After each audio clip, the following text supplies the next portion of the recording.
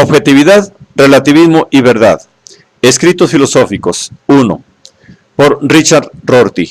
2. Introducción, antirrepresentacionalismo, etnocentrismo y liberalismo. Este es el primer volumen de una colección de artículos escritos entre 1980 y 1989. La mayoría de los trabajos de este volumen trata de cuestiones y figuras relacionadas con la filosofía analítica. Los del segundo volumen tratan en su mayoría de cuestiones planteadas a partir de la obra de Heidegger, Derrida y Foucault. Los 6 artículos que constituyen la primera parte de este volumen ofrecen una explicación antirrepresentacionalista de la relación entre la ciencia natural y el resto de la cultura. Entiendo por explicación antirrepresentacionalista una explicación según la cual el conocimiento no consiste en la aprehensión de la verdadera realidad, sino en la forma de adquirir hábitos para hacer frente a la realidad. Estos artículos argumentan que esta explicación hace innecesario establecer distinciones al estilo de Dilthey entre explicar unos fenómenos duros e interpretar otros blandos. Ofrecen una explicación de la indagación intelectual que reconoce diferencias sociológicas, pero no epistemológicas, entre disciplinas como la física teórica y la crítica literaria. El antirrepresentacionalismo que defiendo aquí vuelve a mi libro de 1979, La filosofía y el espejo de la naturaleza. Aunque las figuras situadas en el trasfondo de aquella obra eran Wittgenstein, Heidegger y Dewey, en la época en que lo escribí, mi deuda intelectual más próxima era con Wilfred Sellars y Willard Van Orman Quine. En los 10 años posteriores he llegado a concebir la obra de Donald Davidson como una obra que profundiza y extiende las líneas de pensamiento trazadas por Sellars y Quine. Por ello, cada vez es más lo que he escrito sobre Davidson, intentando aclararme sus ideas a mí mismo, defenderlas contra objeciones reales y posibles y extenderlas hasta ámbitos que no ha examinado aún el propio Davidson. Los 4 capítulos que componen la segunda parte de este volumen son una mezcla de exposición de Davidson y comentarios sobre él. Los 4 capítulos restantes del libro, que componen la tercera parte, tratan sobre el liberalismo político, más que sobre el antirrepresentacionalismo. La vinculación entre la tercera parte y las 2 primeras es la que Dewey vio entre el abandono de lo que denominaba la teoría del conocimiento del espectador y la necesidad de una sociedad democrática. En mi interpretación de Dewey, éste entiende que lo propio de una sociedad semejante no es tener otra noción de la verdad, salvo que es algo más probable de conseguir mediante el miltoniano encuentro libre y abierto, de opiniones que de cualquier otro modo. Esta idea, característica de Peirce, de Habermas y también de Dewey, es la que intento desarrollar en la prioridad de la democracia sobre la filosofía y en los 3 artículos más breves que le siguen. El resto de esta introducción tiene 2 fines. En los 2 primeros tercios de ella intento aclarar la relación entre antirrepresentacionalismo y antirrealismo. Afirmo que la cuestión representacionalismo contra antirrepresentacionalismo es distinto de la de realismo contra antirrealismo, porque esta última solo se plantea para los representacionalistas. En el último tercio utilizo la idea del etnocentrismo como enlace entre el antirrepresentacionalismo y el liberalismo político. Afirmo que una concepción antirrepresentacionalista de la indagación intelectual nos deja sin un anclaje con el que huir del etnocentrismo producido por la aculturación, pero que la cultura liberal de la época reciente ha encontrado una estrategia para evitar la desventaja del etnocentrismo.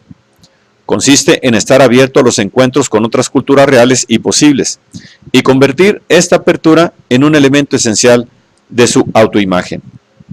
Esta cultura es un etnos que se enorgullece de su sospecha de etnocentrismo, de su capacidad de aumentar la libertad y apertura de encuentros en vez de su posesión de la verdad. Los filósofos del ámbito anglosajón parecen condenados a terminar el siglo discutiendo el mismo tema, el realismo, que discutían en 1900. Por entonces, lo contrario del realismo era aún el idealismo. Pero en la actualidad, el lenguaje ha sustituido a la mente como aquello que supuestamente está frente a la realidad. Así, la discusión se ha desplazado de si la realidad material depende de la mente, a preguntas sobre qué tipo de enunciados verdaderos, si existen, se encuentran en relación representacional con elementos no lingüísticos. En la actualidad, la discusión sobre el realismo gira en torno a si solo los enunciados de la física pueden corresponder a los hechos, o si también pueden hacerlo los de la matemática y la ética. En la actualidad, lo contrario de realismo se denomina sencillamente antirrealismo. Sin embargo, este término es ambiguo. Se utiliza normalmente para designar la tesis relativa a algunos enunciados particulares verdaderos de que no existen los hechos que representan, pero más recientemente se ha utilizado para designar la tesis de que ningún elemento lingüístico representa ningún elemento no lingüístico. En el primer sentido, se refiere a una toma de posesión contra la comunidad de los representacionalistas, aquellos filósofos que consideran provechoso concebir que la mente o el lenguaje contienen representaciones de la realidad. En el último sentido, se refiere al antirrepresentacionalismo, el intento de descartar la discusión del realismo negando que la noción de representación o de hecho tenga algún papel útil en la filosofía. Típicamente, los representacionalistas piensan que las controversias entre idealistas y realistas fueron, como lo son las existentes entre escépticos y antiescépticos, discusiones provechosas e interesantes. Normalmente, los antirrepresentacionalistas consideran absurdo los dos tipos de controversias. Según su diagnóstico, ambos son resultado de haber sucumbido a la cautividad de una imagen de la que ahora deberíamos librarnos. Quien puso en circulación el término antirrealismo fue Michel Dumet, que lo utilizó en el primer sentido. Dumet formuló la oposición entre realismo y antirrealismo en los siguientes términos. Entiendo por realismo la creencia en que los enunciados de la clase en disputa poseen un valor de verdad objetivo, independientemente de nuestros medios de conocerlo. Son verdaderos o falsos en virtud de una realidad que existe independientemente de nosotros. El antirrealista opone a esta su concepción de que los enunciados de la clase en disputa han de entenderse solo por referencia al tipo de cosa que consideramos evidencia para un enunciado de dicha clase. Según Dumet, una gran parte de la historia de la filosofía, incluidas las querellas entre realistas e idealistas, puede reinterpretarse útilmente mediante esta distinción. También cree que la filosofía del lenguaje es filosofía primera, pues considera que la diferencia entre el realista y el antirrealista es una diferencia sobre el significado de la clase de enunciados en disputa. Así pues, considera fundamental desde el punto de vista filosófico la teoría del significado. Al adoptar esta actitud, Dumet se separó de la concepción terapéutica de la filosofía conocida desde las investigaciones filosóficas de Wittgenstein y desde libros anteriores como Pragmatismo de James y La reconstrucción en filosofía de Dewey. En este sentido, Dumet es un exponente típico de la mayoría de los filósofos anglosajones en las dos últimas décadas. Estas décadas han conocido un rechazo gradual de la concepción wittgensteiniana de la filosofía como terapia y una vuelta gradual a los intentos sistemáticos por resolver los problemas tradicionales. El problema del último Wittgenstein, afirma Dumet, es que no puede proporcionarnos un fundamento para la futura labor en filosofía del lenguaje o en filosofía en general. Wittgenstein no nos ofreció una teoría sistemática del significado y por lo tanto nada sobre lo cual construir. En realidad, consideró imposible semejante teoría, pues en palabras de Dumet rechazó su idea anterior de que los significados de nuestros enunciados vienen dados por las condiciones que les vuelven decididamente verdaderos o falsos, y la sustituyó por la de que el significado ha de explicarse en términos de lo que se considera justificación de un enunciado. Esta última concepción es característica de los filósofos antirrepresentacionalistas, pues su interés está en eliminar los que consideran pseudoproblemas del representacionalismo, en vez de en construir sistemas o resolver problemas. El último Wittgenstein, Heidegger y Dewey, por ejemplo, tendrían tantas dudas sobre la noción de verificadores, elementos no lingüísticos que vuelven decididamente verdaderos o falsos los enunciados, como sobre la de representación. Para los representacionalistas, verificar y representar son relaciones recíprocas. El elemento no lingüístico que hace verdadero a S es el que representa S. Pero los antirrepresentacionalistas consideran ambas nociones igualmente desafortunadas y prescindibles, no solo en relación a los enunciados de algún tipo en disputa, sino con respecto a todos los enunciados. Los representacionalistas conciben a menudo el antirrepresentacionalismo simplemente como un idealismo trascendental, con disfraz lingüístico, como una versión más del intento de Kant de deducir la determinación y estructura del objeto a partir de la del sujeto. Esta sospecha se refleja bien en el ensayo de Bernard Williams, Wittgenstein y el idealismo. Williams afirma aquí que una concepción de Wittgenstein del lenguaje parece estar comprometida con la siguiente cadena de inferencia. I, S tiene el significado que le damos. I, Q es una condición necesaria para que demos un significado a S.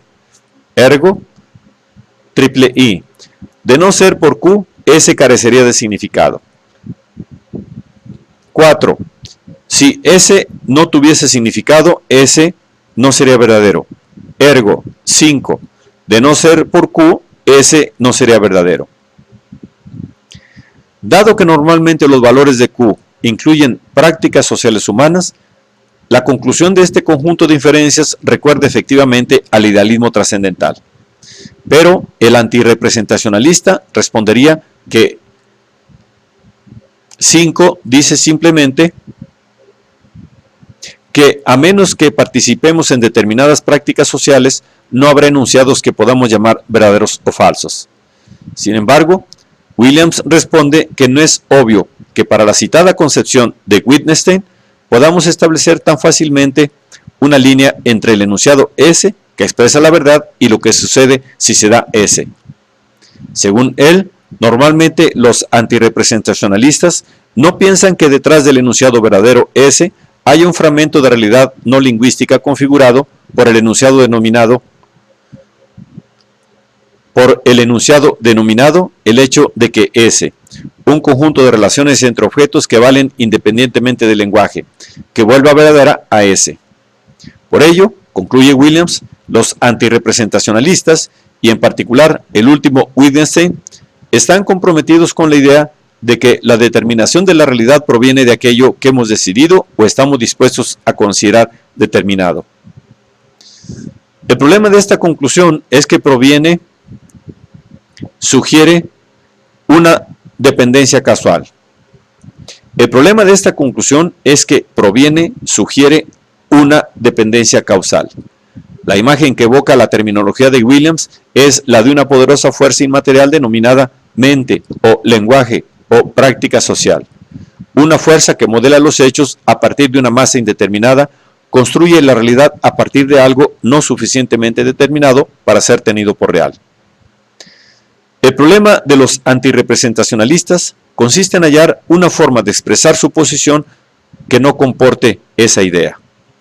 Los antirrepresentacionalistas tienen que insistir en que lo que está en cuestión no es la determinación, que ni el pensamiento determina la realidad, ni, en el sentido del realista, la realidad determina el pensamiento. Más concretamente, no es más verdadero que los átomos son lo que son porque utilizamos átomo como lo utilizamos,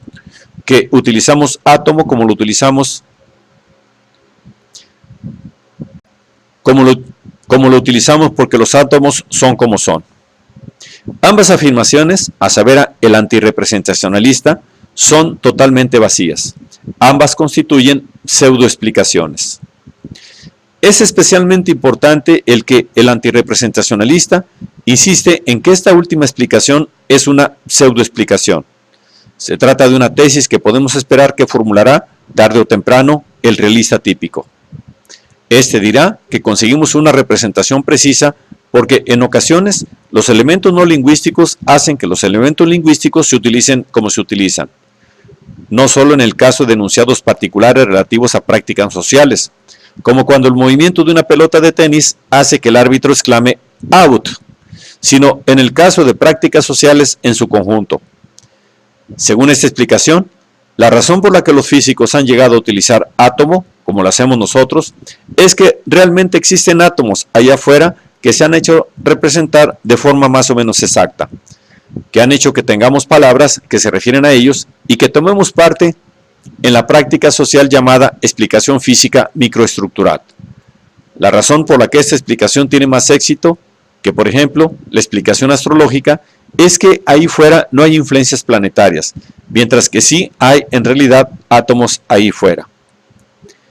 El antirrepresentacionalista concede de buen grado que nuestro lenguaje, como nuestro cuerpo, ha estado modelado por el entorno en que vivimos.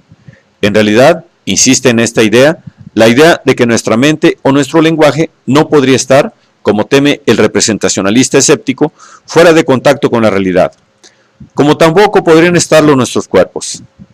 Lo que niega es que es útil desde el punto de vista explicativo elegir entre los contenidos de nuestra mente o nuestro lenguaje y decir que este o ese elemento corresponde a o representa el entorno de un modo que no se da en otros elementos. De acuerdo con nuestra perspectiva antirrepresentacionalista, una cosa es decir que un dedo prensil o la capacidad de utilizar el término átomo, como lo utilizan los físicos, es útil para hacer frente al entorno. Otra cosa es intentar explicar esta utilidad por referencia a nociones representacionalistas, como la noción de que la realidad a que hace referencia el quark estaba determinada antes de que surgiese el término quark, mientras que la referida, por ejemplo, a beca de fundación solo apareció una vez, surgieron las prácticas sociales correspondientes. Los antirrepresentacionalistas consideran desesperado ese intento. No ven modo alguno de explicar lo que significa determinado en este contexto, excepto articulando una palabra igualmente enigmática, por lo que consideran que el uso que el realista hace de determinado es meramente una invocación mágica.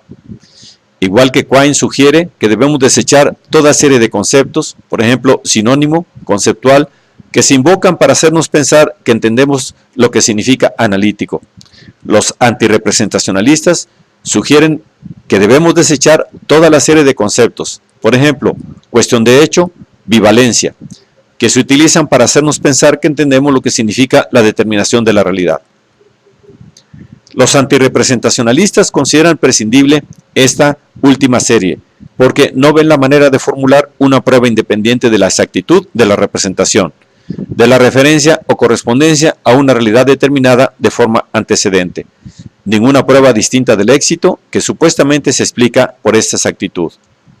Los representacionalistas no nos ofrecen una manera de decidir si un determinado término lingüístico se despliega útilmente porque se encuentra en estas relaciones, como la utilidad de un fulcro o de un pulgar no tiene nada que ver con el que representen o correspondan a los pesos levantados o a los objetos manipulados con su ayuda.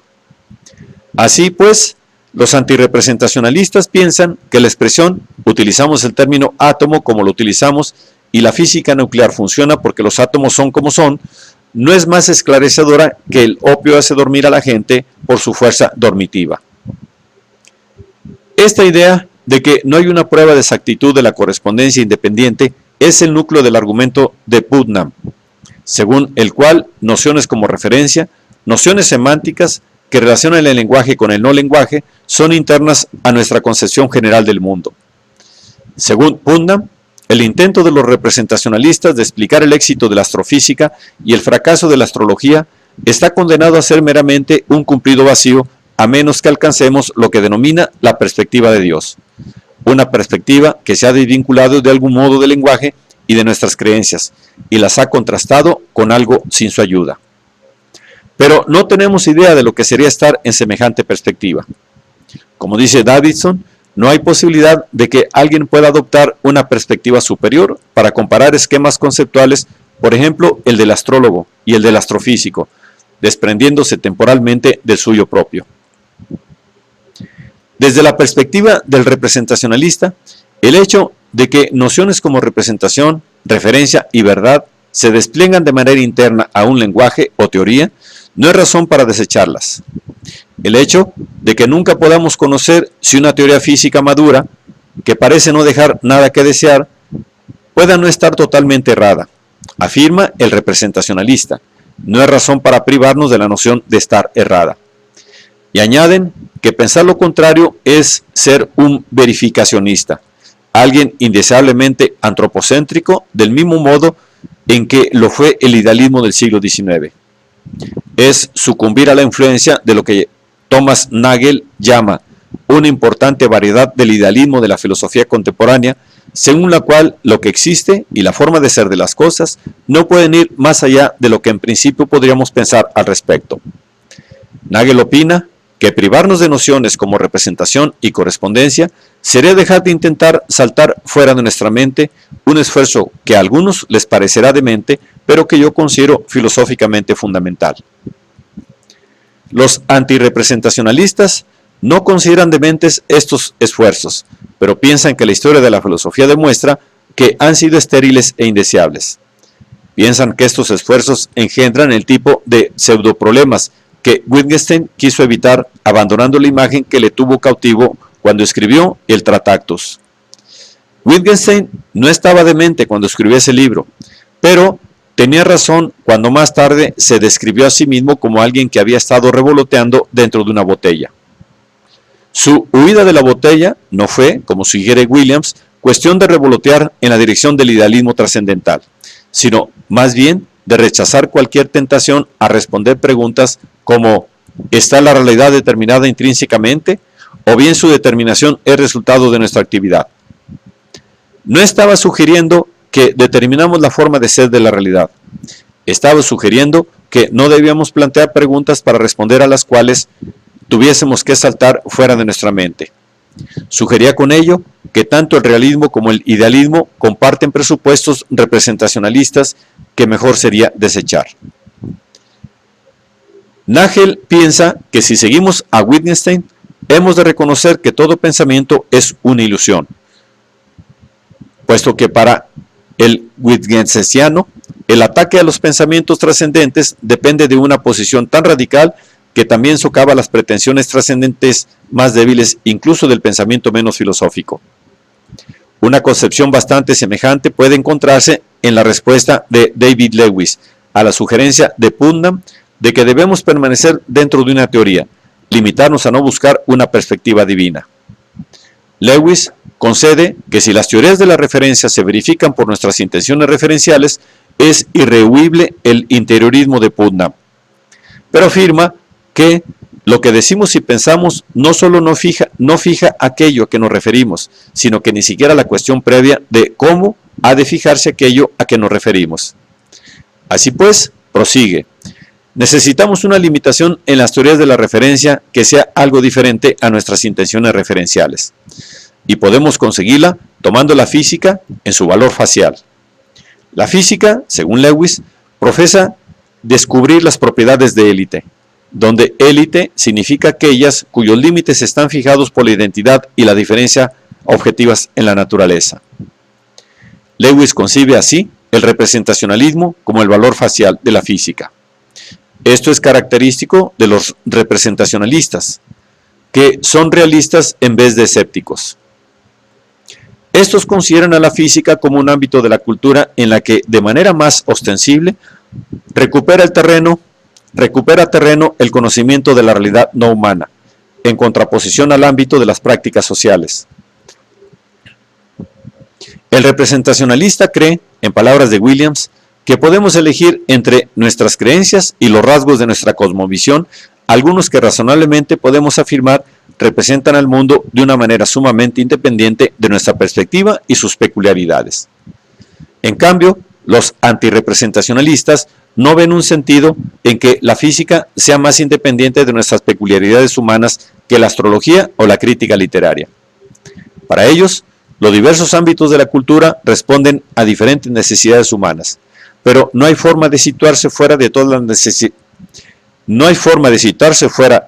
necesidades humanas y observar que algunas de ellas, por ejemplo, nuestra necesidad de predicciones de lo que va a suceder en diversas circunstancias, nuestra necesidad de formas sencillas y elegantes de salvar los fenómenos, se satisfacen detectando la necesidad y la diferencia objetivas en la naturaleza. mientras que otras se satisfacen manejando lo que Lewis llama objetos diversos, sesgados y mal definidos.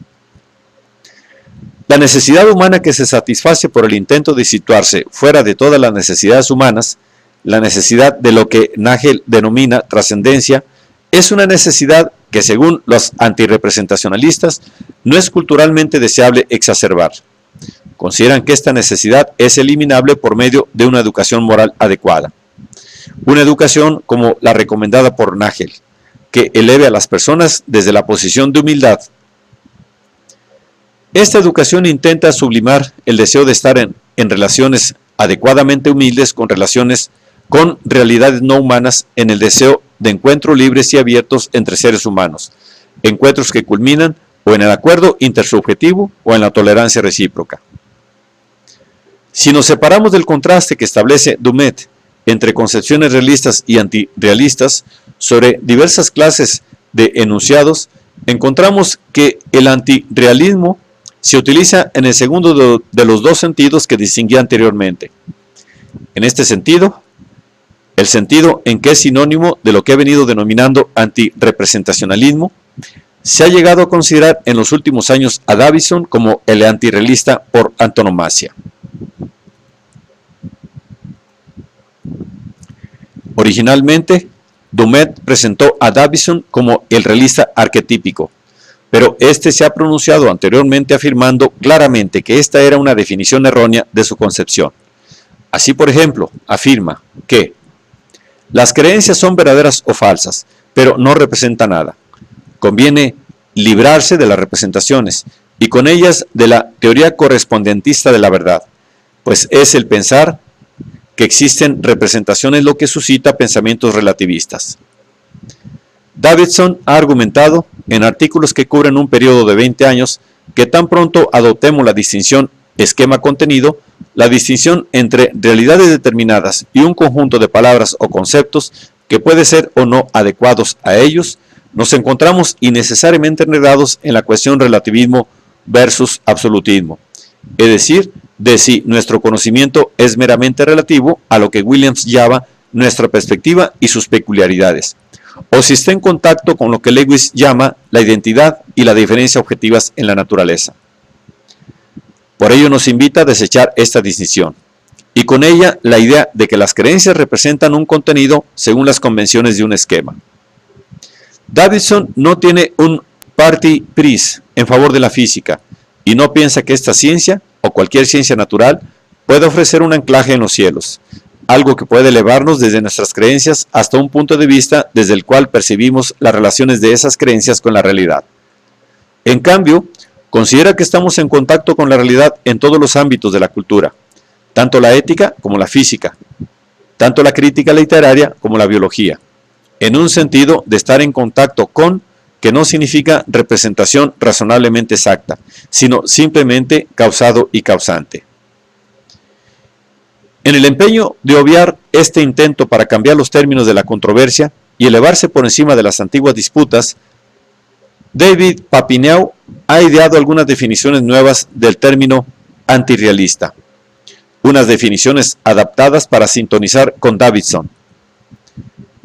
En cierto lugar, Papineau define el término del siguiente modo: el antirrealismo es la tesis según la cual el análisis de la representación ofrece un argumento a priori, para mantener que a algún nivel el juicio y la realidad deben encajar mutuamente.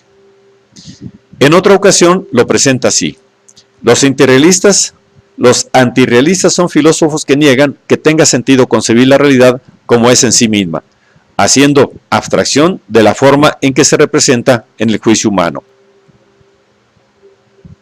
Ninguna de las definiciones de Papineau evita la imputación errónea de una creencia en la representación a filósofos que proclaman su evitación de una creencia semejante.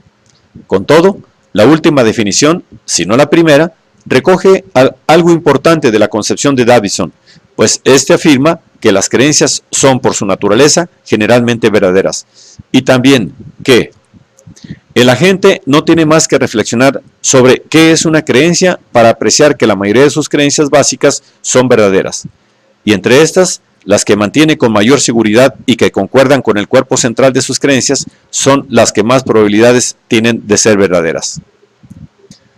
Pero para Davidson, por supuesto, la reflexión sobre lo que es una creencia no es el análisis de la representación, más bien es la reflexión sobre cómo un organismo que utiliza el lenguaje interactúa con lo que está sucediendo a su alrededor.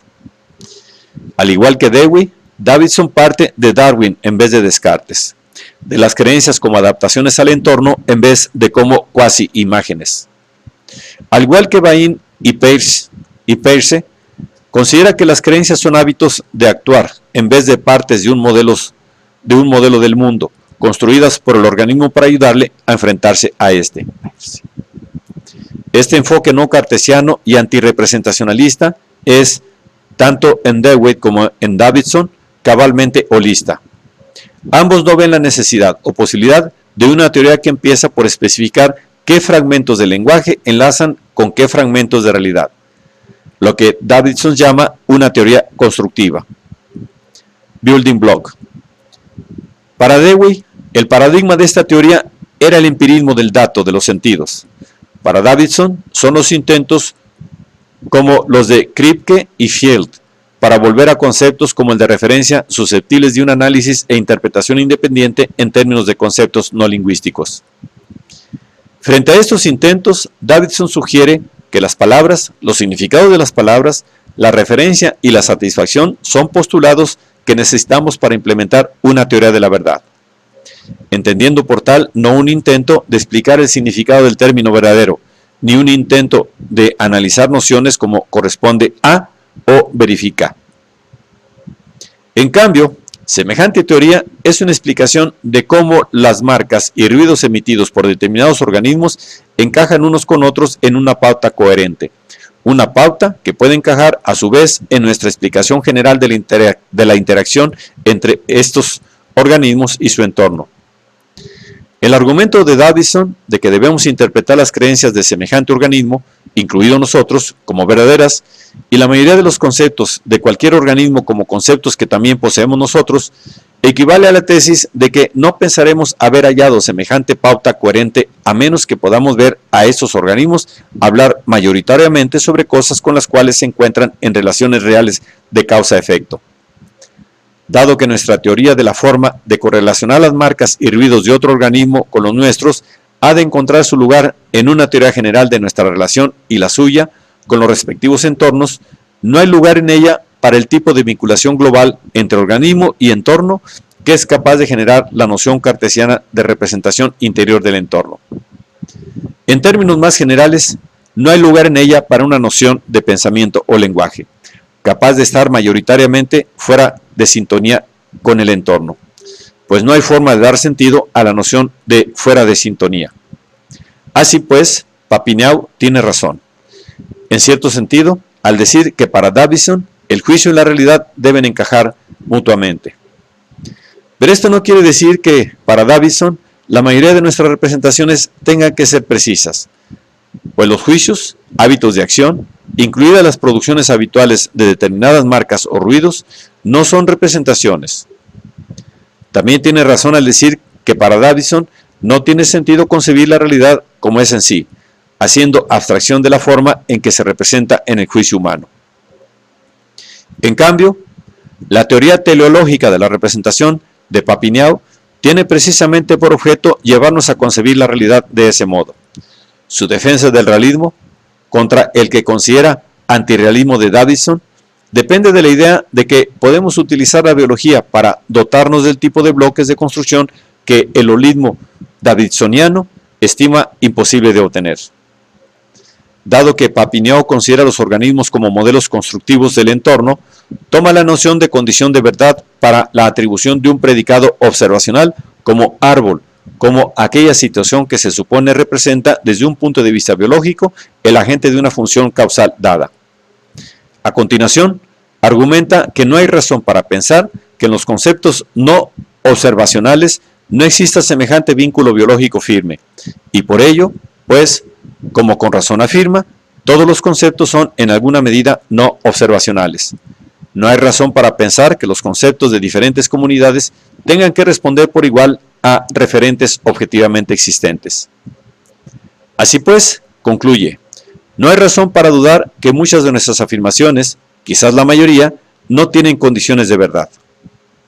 Aquí, Papineau se sitúa en la misma posición dialéctica respecto a Davidson que Lewis con respecto a Putnam.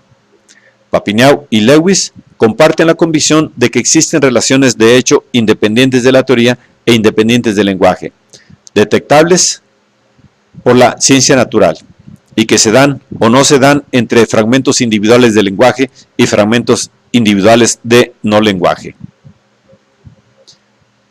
Cuando estas relaciones, por ejemplo, estar causado por, se supone que representan por razones biológicas, se dan, nos hacen representar con exactitud algún elemento correspondiente a lo que Putnam denomina un cierto ámbito de entidades, las entidades que existen independientemente de lo que hagamos o digamos, de forma tal que todas las maneras de utilizar referencialmente las palabras son solo diferentes maneras de destacar una o más de aquellas entidades. El antirrepresentacionalismo, común a Putnam y Davidson, insiste en cambio en que la noción de relaciones de hecho independientes de la teoría e independientes del lenguaje constituye una petición de principio, pues esta noción evoca la misma imagen representacionalista de la que tenemos que huir. Con William James, ambos filósofos se niegan a contrastar el mundo con aquello con lo que se conoce el mundo, pues semejante contraste sugiere que de alguna manera hemos conseguido, como dice Nagel, saltar fuera de nuestra propia mente. No aceptan la imagen cartesiano-kantiana que presupone la idea de nuestras mentes o nuestro lenguaje como un interior que pueda contrastarse con algo, quizás algo muy diferente, exterior. Desde un punto de vista darwiniano, simplemente no hay manera de dar sentido a la idea de que nuestra mente o nuestro lenguaje estén sistemáticamente fuera de sintonía con lo que está más allá de nuestra piel. Los ensayos de la segunda y tercera parte reflejan mi esperanza en que las discusiones sobre realismo y antirrealismo, en el sentido que Dumet da a estos términos, se vuelvan obsoletas, igual que parece estarlo ahora la discusión sobre realismo contra idealismo. Me gustaría pensar que la filosofía anglosajona del siglo XXI habrá superado la problemática representacionalista, como ya ha hecho la mayor parte de la filosofía de expresión francesa o alemana. En el segundo volumen de esta recopilación de artículos, ensayos sobre Heidegger y otros pensadores contemporáneos, examino a algunos pensadores continentales que han dado la espalda a esta problemática y han intentado abrir nuevos caminos. Pero los ensayos del presente volumen no abren semejante camino ni ofrecen argumentos nuevos que complementen o refuercen los ofrecidos por Davidson, Putnam y otros. Más bien, responden algunas objeciones a estos argumentos y consideran de qué manera se enfocan desde una perspectiva no representacionalista diversos ámbitos de la cultura, en especial la ciencia y la política. Mi principal motivo es la creencia en que aún podemos dar un admirable sentido a nuestra vida, incluso si dejamos de tener lo que Nagel denomina una ambición de trascendencia. Así, intento mostrar por qué sería preferible una cultura sin esta ambición, una cultura hegeliana, a una cultura de la que Heidegger llama la tradición ontoteológica. Intento mostrar cómo podemos arrojar una serie de escaleras que, aunque antaño indispensables, se han convertido actualmente en un estorbo. El primer ensayo de este libro, Solidaridad u Objetividad, anuncia un tema que se repite con variantes en la mayoría de los restantes ensayos. En él afirmo que por mucho bien que hayan hecho las ideas de objetividad y trascendencia en nuestra cultura, el mismo resultado puede alcanzarse con la idea de comunidad que persigue el consenso intersubjetivo y la novedad, una comunidad democrática, progresista y pluralista del tipo soñado por Dewey. Si se interpreta la objetividad como intersubjetividad o como solidaridad, de la manera que sugiero más adelante, se desechará la cuestión de cómo entrar en contacto con una realidad independiente de la mente e independiente del lenguaje. Se sustituirá por preguntas como ¿cuáles son los límites de nuestra comunidad? ¿Son nuestros encuentros suficientemente libres y abiertos? Lo que hemos ganado recientemente en solidaridad nos ha costado nuestra capacidad de escuchar a los foráneos que sufren, a los que tienen ideas nuevas? Estas son preguntas políticas más que metafísicas o epistemológicas. En mi opinión, Dewey nos ha puesto en la senda correcta al concebir el pragmatismo no como el fundamento, sino como la forma de despejar el camino para la política democrática. Si abandonamos el proyecto de huir de las peculiaridades y perspectivas humanas, la cuestión importante será la relativa al tipo de ser humano que queremos llegar a ser. Si se acepta la distinción entre los ámbitos público y privado que he establecido en contingencia, ironía y solidaridad, esta cuestión se subdivide en dos subcuestiones. La primera es, ¿con qué comunidad debemos identificarnos? ¿De qué comunidad deberíamos concebirnos miembros? La segunda es, adaptando la definición de religión de Whitehead, ¿qué debo hacer con mi soledad? La primera es una pregunta sobre nuestras obligaciones hacia los demás. La segunda versa sobre nuestra obligación de, en palabras de Nietzsche, devenir quienes somos. Los ensayos de este primer volumen son pertinentes para la primera cuestión, mientras que muchos de los del segundo volumen lo son para la última. El primero y el último ensayo de este volumen tratan sobre la cuestión del etnocentrismo, y ello se debe a que una consecuencia del antirrepresentacionalismo es el reconocimiento de que ninguna descripción de la forma de ser de las cosas desde la perspectiva de Dios, ningún anclaje celestial ofrecido por una ciencia actual o por surgir, va a liberarnos de la contingencia de haber sido aculturados como lo hemos sido. Nuestra aculturación es lo que hace ciertas opciones vivas, importantes o forzosas, volviendo otras muertas, triviales u opcionales. Solo podemos esperar superar nuestra aculturación si nuestra cultura contiene o, gracias a alteraciones producidas por una revuelta interior o exterior, llega a contener escisiones que proporcionan apoyo a iniciativas nuevas. Sin estas escisiones, sin tensiones que hacen a la gente atender a ideas no conocidas, en la esperanza de hallar medios para superar estas tensiones, no existe esperanza semejante. La eliminación sistemática de estas tensiones o de nuestra conciencia de ellas es lo que terroriza en Un Mundo Feliz o en 1984. Así pues, nuestra mejor oportunidad para superar nuestra aculturación es educarnos en una cultura que se enorgullezca de no ser monolítica, de su tolerancia a la pluralidad de subculturas y de su disposición a escuchar a las culturas vecinas. Esta es la vinculación que vio James entre el antirrepresentacionalismo y la democracia. La vinculación que yo examino en los artículos que componen la tercera parte de este libro. En estos artículos paso de las críticas de la noción de realidad determinada independiente del lenguaje a las críticas al uso de nociones universalistas como naturaleza del yo o nuestra humanidad esencial, como fulcros para la crítica de las convicciones morales o las instituciones sociales actuales.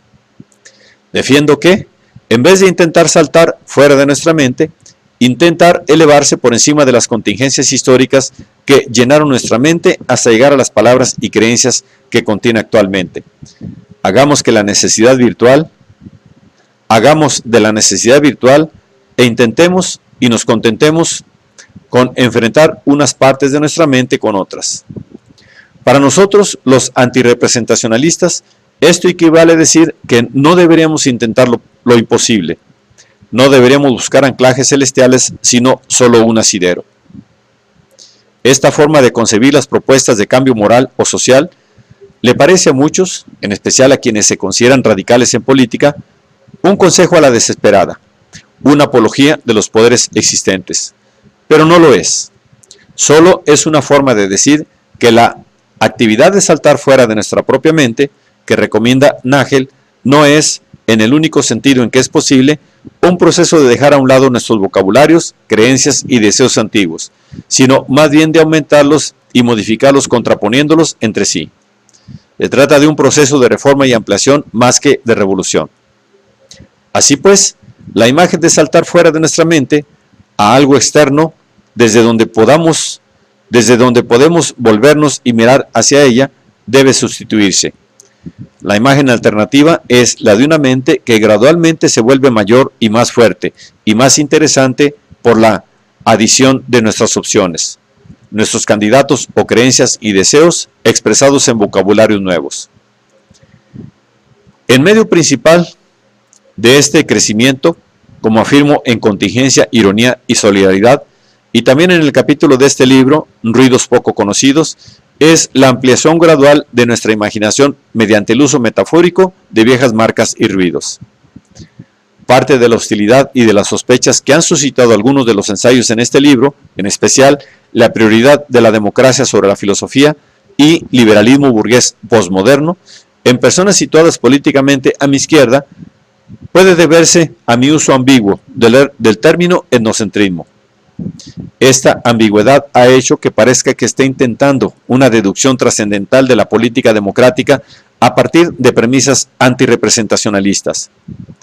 Debería haber distinguido con más claridad entre etnocentrismo como una condición irrehuible, más o menos sinónima de finitud humana, y como referencia a un etnos particular. En este último caso, etnocentrismo significa lealtad a la cultura sociopolítica de lo que los marxistas solían denominar democracias burguesas, y de lo que Roberto Unger llama, en términos más neutrales, las prósperas democracias del Atlántico Norte.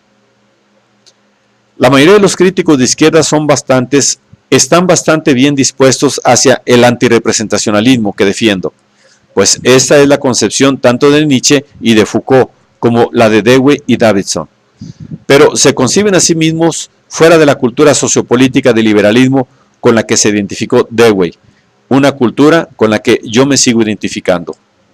Así pues, cuando digo cosas etnocéntricas como nuestra cultura o nosotros los liberales, su reacción es, ¿nosotros quién? Sin embargo, me cuesta considerarles foráneos a esta cultura. Me parecen personas que desempeñan una función importante en esta cultura. No veo que hayan creado una cultura alternativa, ni siquiera que la hayan concebido. Entiendo que la cultura de la democracia liberal aún proporciona una multitud de oportunidades de autocrítica y reforma, y creo que mis críticos de izquierda son conciudadanos que sacan provecho de estas oportunidades. Sin embargo, ellos parecen concebirse a sí mismos viviendo en una casa-prisión de la que deben escapar antes de empezar a destruirla. Me parece que la izquierda post-marxista actual difiere de la marxista anterior principalmente en que esta última tenía en mente una revolución concreta, una revolución en la que la sustitución selectiva de la propiedad privada de capital por la propiedad pública traerá consecuencias sumamente deseables, y en particular una democracia cada vez más participativa. Desde el punto de vista de aquella izquierda anterior, era plausible afirmar que el manoseo reformista de estilo deweyano se había convertido meramente en un obstáculo para la revolución necesaria. Pero los radicales actuales no tienen esta revolución específica que defender. Por ello, me resulta difícil entender su supuesta no pertenencia a la cultura de las democracias liberales y su vehemente antiamericanismo como algo más que un nostálgico deseo de que exista algún tipo de revolución, de cualquier tipo. Quizás este deseo sea resultado de una comprensible rabia ante la muy lenta extensión de la esperanza y la libertad a los grupos sociales marginales, y por las frecuentes traiciones de las promesas anteriores. Pero no creo que tenga gran utilidad la forma hiperteórica e hiperfilosofada que está tomando actualmente esta rabia. En particular, creo que se desperdicia una gran cantidad de energía de los intelectuales izquierdistas de la Academia Norteamericana Contemporánea, en la medida en que esperan que la labor en disciplinas como la filosofía y la crítica literaria pueda engranarse con la acción política de manera directa, en vez de manera indirecta, atmosférica y a largo plazo. Un síntoma de esta esperanza es la convicción de que es políticamente útil problematizar o poner en cuestión los conceptos, distinciones e instituciones tradicionales. En mi opinión, carece de utilidad señalar las contradicciones internas de una práctica social o de construirla, a menos que se pueda idear una práctica alternativa, a menos que se pueda esbozar al menos una utopía en la que el concepto o decisión quedaría obsoleto. Después de todo, toda práctica social de cualquier complejidad y todo elemento de semejante práctica contiene tensiones internas. Desde Hegel, los intelectuales hemos estado atareados en expurgarlas, pero carece de objeto mostrar estas tensiones a menos que se tenga alguna sugerencia para resolverlas.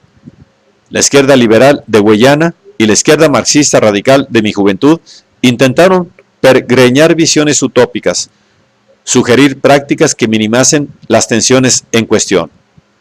Mis dudas sobre la actual izquierda Foucaultiana conciernen a su fracaso en ofrecer semejantes visiones y sugerencias.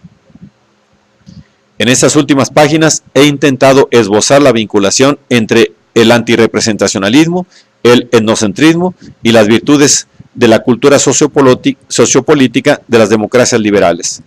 Como he sugerido varias veces, considero la posición desplegada en estos ensayos continua con la de Dewey, la figura que, en la década transcurrida desde que escribí La filosofía y el espejo de la naturaleza, ha eclipsado gradualmente en mi imaginación a Wittgenstein y Heidegger. Mi posición difiere de la de Dewey principalmente en ofrecer una explicación algo diferente de la relación de la ciencia natural con el resto de la cultura, y en formular la problemática representacionalismo versus antirrepresentacionalismo en términos de palabras y oraciones en vez de en términos de ideas y experiencias. Pero no considero demasiado grandes estas diferencias. Lo que me parece más valioso de conservar en la obra de Dewey es su sentido de cambio gradual en la autoimagen del ser humano, que ha tenido lugar en la historia conocida.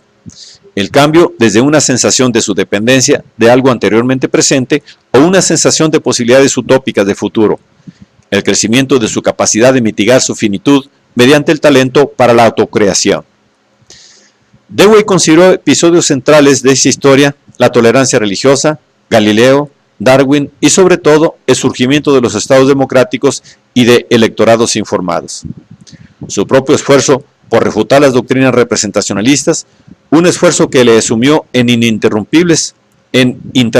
interminables controversias sobre la objetividad, la verdad y el relativismo, lo emprendió porque pensaba que estas doctrinas se habían convertido en un obstáculo para la sensación de confianza en sí mismo del ser humano. Creo que tenía razón en esto y que vale la pena continuar su esfuerzo. Los artículos de este volumen representan el intento de contribuir a ello. Están dedicados sustancialmente a argumentar contra Heidegger y otros que semejante sentido de confianza en sí mismo es algo bueno.